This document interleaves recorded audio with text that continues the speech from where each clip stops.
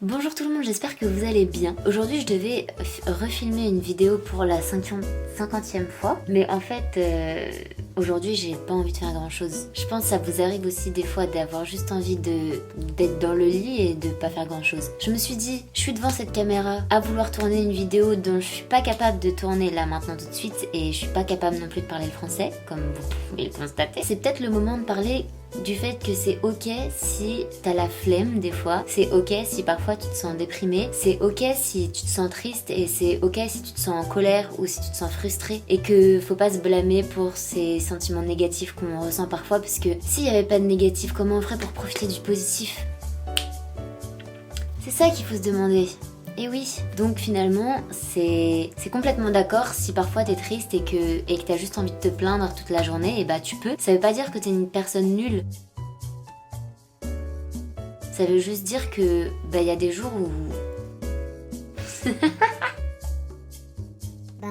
Je jette le rire de Billy à la poubelle. Je suis super fatiguée, en fait j'ai essayé de dormir et ça n'a pas du tout fonctionné. Du coup je suis giga fatiguée, je me suis demandé 3 fois si j'avais le Covid évidemment, parce que sinon c'est pas rigolo. Alors qu'en fait non, juste j'ai pas dormi pendant un bon bout de temps. Le truc qui est pas ok, c'est pas ok de pas réussir à dormir, ça je suis giga pas d'accord. Voilà, mais j'espère que vous vous amusez dans cette vidéo, parce que moi c'est le grand fun. Du coup je pense que je vais vous raconter ma vie. Hier on s'est promené avec mes copines dans Paris, et vu que j'essaye d'améliorer mon anglais, du coup j'ai acheté un livre que je vais aller chercher. Mais, oh, je viens d'avoir une super idée les gars. Alors attendez, tout est là. Comme vous pouvez le constater, j'ai un super look. C'est le look de la flemme. C'est le moment de vous parler d'un livre que j'ai lu en 2 jours tellement il était trop bien. Et ça s'appelle Les Impatientes. Il ressemble à ça. Il est incroyable. Enfin, je pense que c'est mieux si je mets une photo, mais c'est pas grave. Et en fait, ça parle de 3 femmes en Afrique qui ont été obligées de se marier de force. Et ça raconte un peu leur histoire, mais de l'intérieur, comment elles le vivent, comment ça se passe. Et je trouve ça... En fait, c'est écrit hyper simplement. Genre, il n'y a pas des grands mots, des grandes phrases qui durent 3 lignes. C'est vraiment une écriture très simple à lire et c'est comme si cette femme te racontait son histoire et du coup c'est hyper touchant et en même temps c'est hyper énervant et frustrant et je me dis en 2021 ça existe encore. Du coup il est vraiment trop cool. J'ai pas les mots en fait comme d'habitude, mais il est incroyable. Vraiment je vous le conseille et il est trop bien.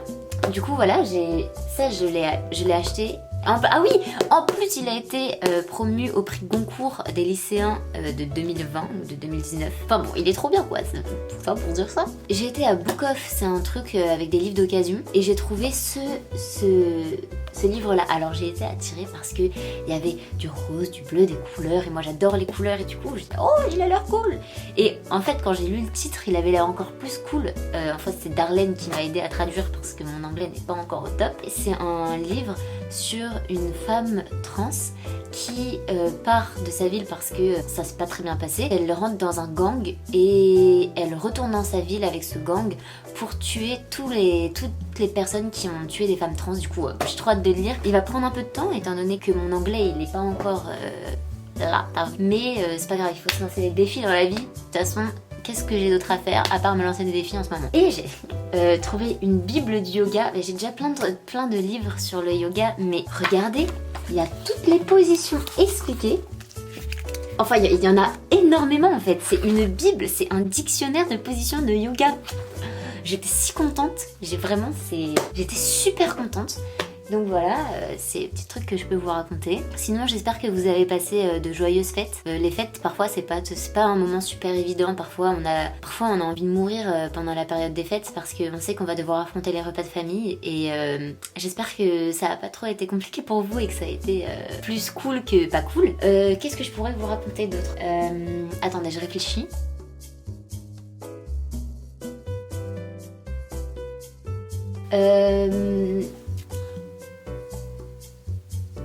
Regardez, mon pull, il est incroyable.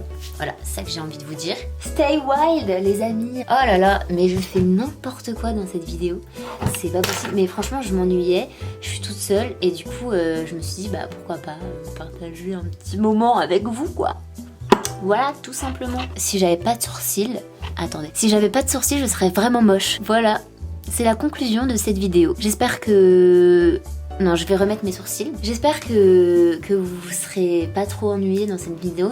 Si ça vous a occupé, et bah tant mieux, j'en suis ravie. Et moi ça m'a occupé aussi. Et j'espère que la prochaine fois que vous serez triste, et bah vous oserez crier au monde entier que oui, aujourd'hui vous êtes triste. Et alors, j'espère que la prochaine fois que vous vous sentirez déprimé, vous vous autoriserez à l'être et que vous ne refoulerez pas ces émotions négatives. On va finir sur une phrase importante. Soyez pas... j'ai pas à vous dire qui vous devez être en fait. Mais essayez d'être reconnaissant de ce que vous avez, même dans la déprime. Ça n'a aucun rapport avec cette vidéo, mais c'est pas grave.